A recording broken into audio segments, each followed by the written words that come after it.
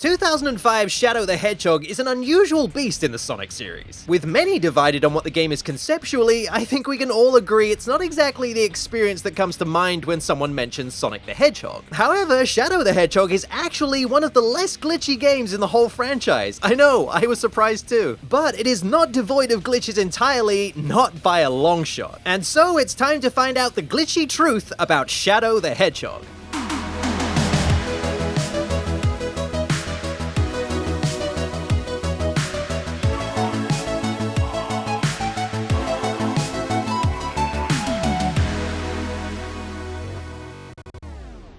A really amusing but slightly rare glitch you'll encounter in regular gameplay is the mysterious floating crate. However, it's not that mysterious, as it's actually really easy to explain. If you throw a crate and take damage at the same time, the state of the thrown crate object basically gets interrupted and stopped mid-action. And because there isn't a condition for this happening in the programming, it now just floats in the air and its collision is now inactive too, meaning you can just jump right through it. As far as the game is concerned, you threw the crate and now it's broken. The timing for this to happen is very tight, so most will never see this glitch happen, but now you know it's a thing in the game. Something unusual can occur in Iron Jungle if you choose to take out Eggman's egg balloon. Now this airship can take quite a few shots to bring down, but if you manage to destroy it and die at the same time by falling into the abyss below, it will actually interrupt its destruction sequence. When you appear back at a checkpoint, you'll see that the egg balloon is now frozen in place with the icon at the right side of the screen indicating that it hasn't actually been destroyed. You can fire a weapon at it all you want, but it won't do anything to help the situation. Meaning you're basically locked out of completing this task and finishing the hero mission unless you restart the stage entirely.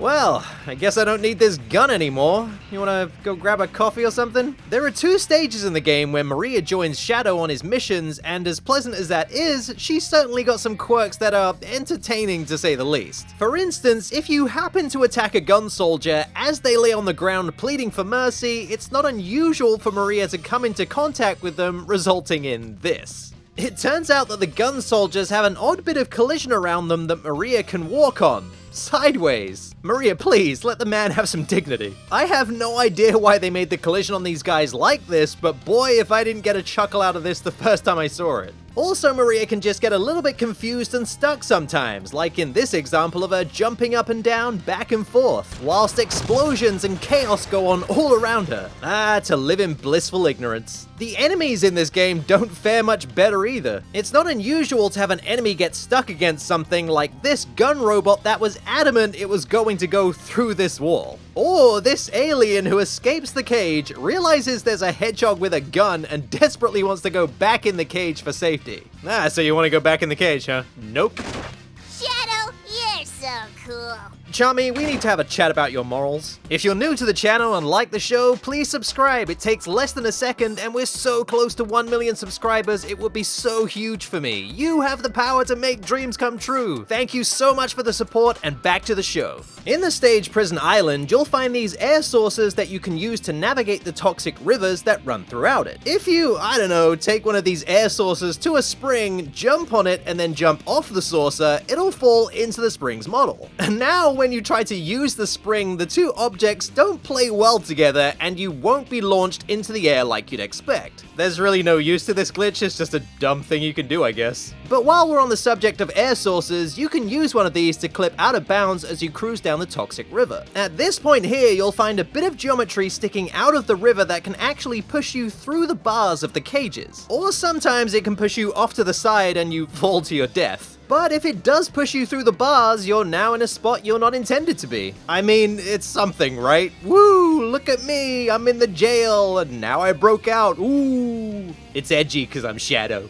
After death ruins during the hero storyline, you'll face Black Bull for a second time, and it's here that you can pull off a really odd sounding and trippy looking glitch. In order to trigger this glitch, you need to bring down Black Bull's health gauge while topping up the hero gauge. Once you have enough of it filled to become Hero Shadow, you need to defeat Black Bull and use Chaos Control at the same time. Timing is key on this one, but if you manage to time this correctly, it really messes with the game. Shadow's voice clip during the startup of Chaos Control will repeatedly play, as well as the music that accompanies it, which plays over the top of the boss music, which is already too much going on. But to top it off, the image negative filter that's used with Chaos Control during bosses is now also in effect and continues into the result screen. Behold the ultimate power! Behold the ultimate power! Behold the ultimate power! There's no way you can stop me.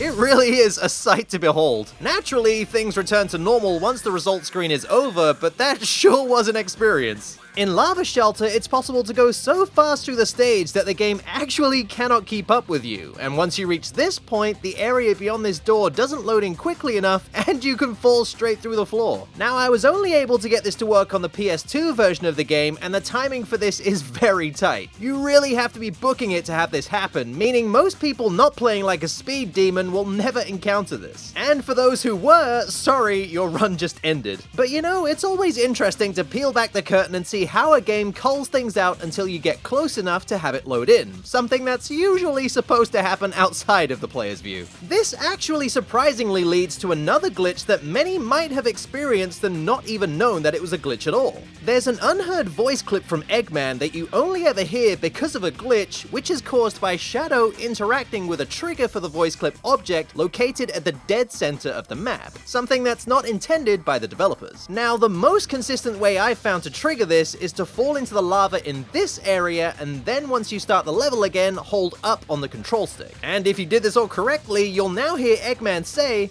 "This lava flow will prevent anyone from sneaking into my base." It's pretty interesting that this can happen, and that many might have missed this during a playthrough. If you're going for a neutral run in the stage, the Arc, there's an amazing skip you can pull off which makes this stage a breeze to get through. Once you reach this part of the stage fairly early on, facing off to the right like this, charge a spin dash which will shoot you off in this direction. You'll now find yourself falling, and it's now a case of carefully steering Shadow through some of the holes in the death planes placed under the stage, which of course you're unable to see. And you'll most likely end up dying a few times before you get a feel for them. It's a reasonably complex fall which mostly consists of holding forward, and if you make it to this point, it's now just a case of continuing to fall until this huge structure pops into view. Now line yourself up like this, and Shadow will fall into the final corridor of the stage, and you can then just run to the goal. This is a pretty brief explanation of this skip, and it'll take some practice to get it down, but it's very cool to say the least. The stages The Doom and Lost Impact were made with no ceiling collision for some odd reason, most likely because Shadow's jump height is very limited, meaning you're never intended to reach the ceiling. However, in some cases, it's very possible to get some major jump height from spin dashing into certain objects and timing a jump, sending Shadow above the stage and allowing you to reach other sections, and in some instances, skipping rooms entirely. It's also possible to end up falling into a space where there isn't a death plane below, meaning Shadow will continue to fall forever, or at least until you restart the stage. Aside from jumping gaps into other rooms, this doesn't really break the game, but it's very curious that they decided to just not add ceilings to the rooms in these levels. Easily the most useful glitch in the entire game is this one that provides Shadow with unlimited hero chaos control power. The intention is that you fill the hero gauge, and when chaos control is activated, it's in effect for the duration of the gauge. However, a very simple glitch makes it so that gauge never runs down. To pull off the glitch, fill up the hero gauge as normal and then just reach a checkpoint. Standing on the checkpoint, press X and then Y, or circle then triangle, within 3 frames of each other, so X then immediately Y, or circle then immediately triangle. It's incredibly quick, almost like you're pressing them at the same time, but one slightly before the other. If you time this correctly, you'll see that the menu for choosing checkpoints remains active, but Shadow performs chaos control anyway. It's now possible to fly all the way to the goal of a stage, and this is heavily used in speedruns as Shadow flies through them incredibly fast without resistance. Now, this glitch is only possible in the US GameCube and PS2 versions of Shadow the Hedgehog, as other regions and platforms built slightly after these two versions versions changed some functions, meaning the glitch was no longer possible. Needless to say, this glitch is the most useful and fun in the entire game simply because you can fly through entire stages without any effort at all. In some instances though, the game will crash if you attempt to use Chaos Control again after a certain point. But all in all, it's definitely worth trying out if you have these two versions of the game. And that about wraps things up. Thank you so much for watching, and if you enjoyed this episode, please subscribe with bells on for future episodes. And a huge shout out to these Patreon supporters: Benny E. Carrillo, Bram Borger Johnson, Chad Tremel Anderson, Crispy Boy, Nidhoga, Terrian Severo, and The Withered Soul. A huge thanks to everyone who supports the Patreon, and to those who subscribe to the channel. You're all amazing. Catch you in the next episode.